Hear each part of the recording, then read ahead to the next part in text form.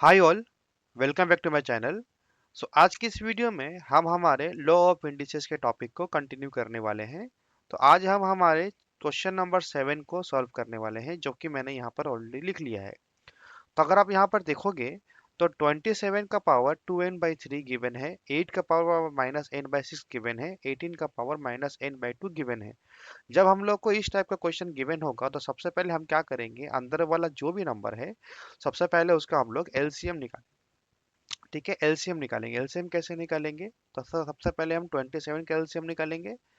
3 से 9 में जाएगा, 3 से 3 में जाएगा, यानी आएगा 3 इंटू 3 यानी आएगा 3 का पावर 3। ठीक है, वैसे हम 8 का भी निकालेंगे। 8 का जब निकालेंगे तो आएगा 2 से 4 बार में, 2 से 2 बार में, यानी 2 इंटू 2 यानी आएगा 8। ठीक है, यानी 2 का पावर 3।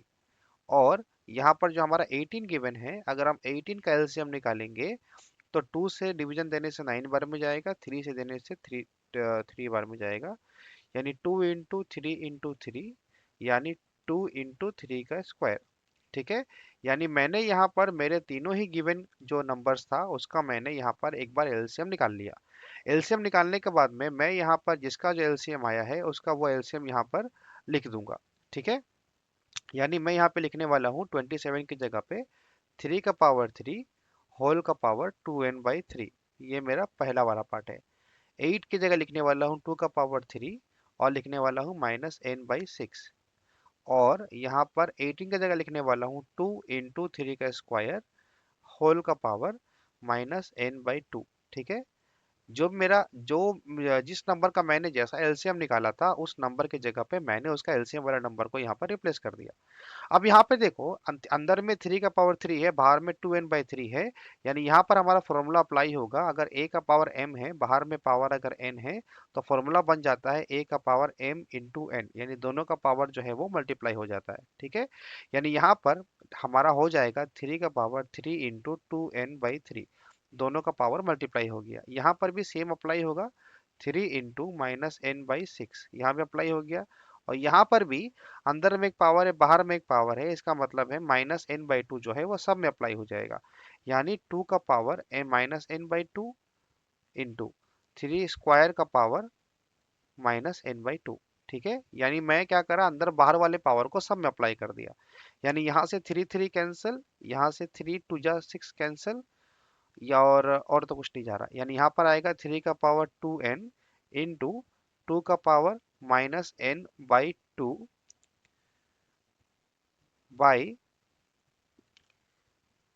2 का पावर -n/2 इंटू 3 का पावर 2 इंटू -n/2।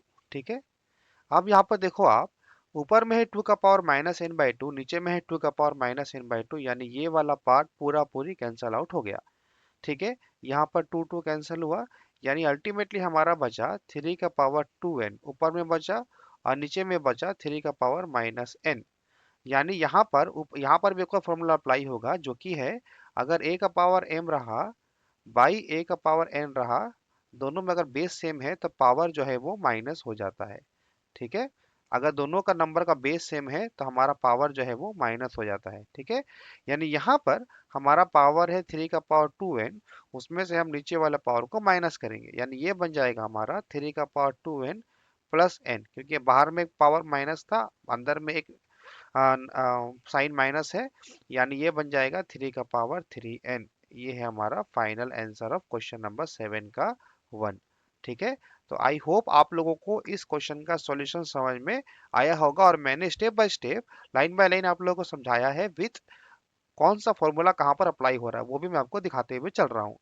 तो आई होप आप लोगों को क्वेश्चन समझने में और बनाने में डिफिकल्टी नहीं आएगी।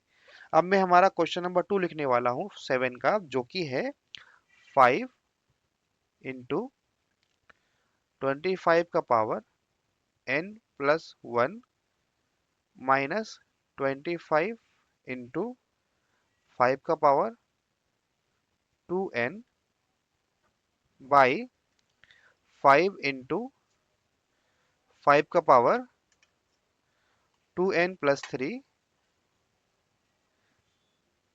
माइनस 25 का पावर n+1। ठीक है, तो यहाँ पे मैंने क्या करा है, यहाँ पर मैंने पूरा क्वेश्चन जैसा हमारा गिवन है हमारा क्वेश्चन में बुक में, वैसा ही मैंने यहाँ पर एक बार लिख दिया है।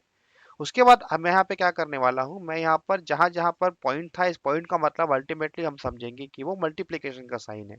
ठीक है, यानी यहाँ पर मैं लिखूंगा 5 इंटू, यहाँ पर था 25, 25 का मतलब होता है 5 का स्क्वायर, तो जहां पर 25 था मैंने वहां पे 5 का स्क्वायर लिख दिया, बाकी जो जहां था वैसा ही छोड़ दिया। जहां 25 था वहां लिख दिया मैंने 5 का स्क्वायर, बाकी जो जहां था मैंने उसको वैसा ही छोड़ दिया।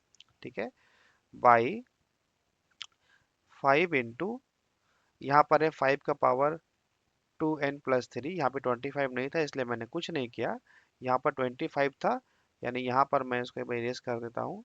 यहाँ पर आएगा 5 का स्क्वायर और बाहर में है n+1। ठीक है, यानी जहां पर मुझे 25 दिखाई दिया मैंने सिंपल वहां पर 5 का स्क्वायर लिख दिया, उसके जगह पे जो जहां पर जैसा था मैंने उसको वैसा ही छोड़ दिया।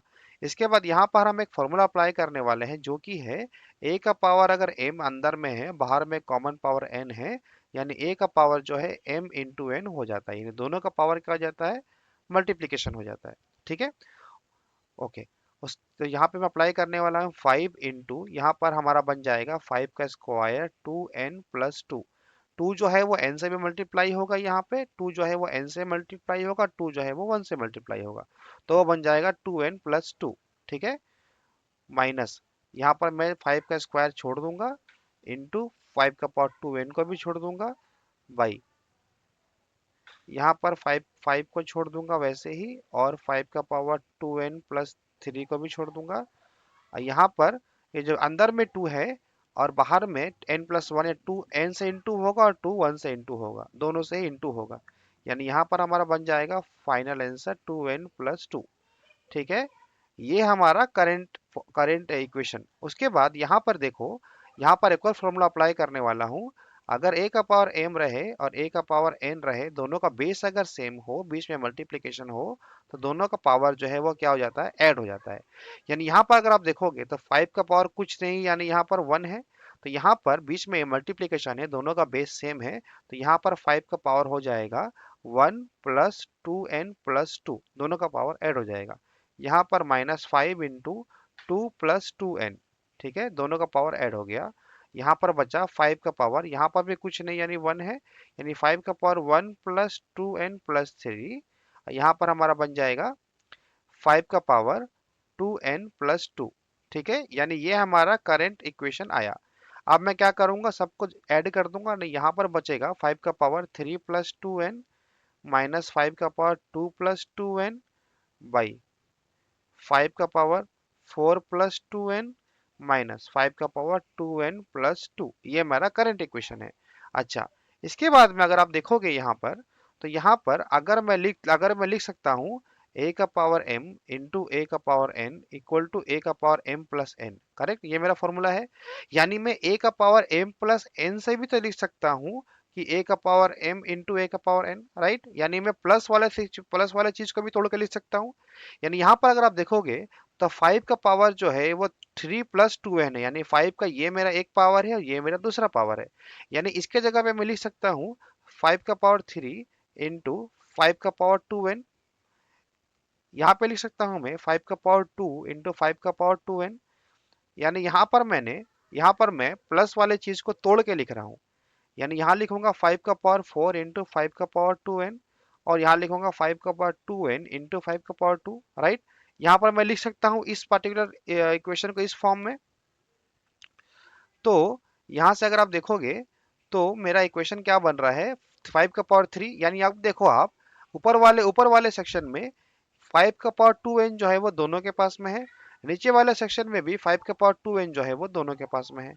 यानी यहाँ से मैं क्या करने वाला हूँ, यहाँ से मैं ऊपर में 5 का पावर 2n कॉमन ले लूंगा, तो यहाँ पे मेरे पास बचेगा 5 का पावर 3 माइनस 5 का पावर 2 बाई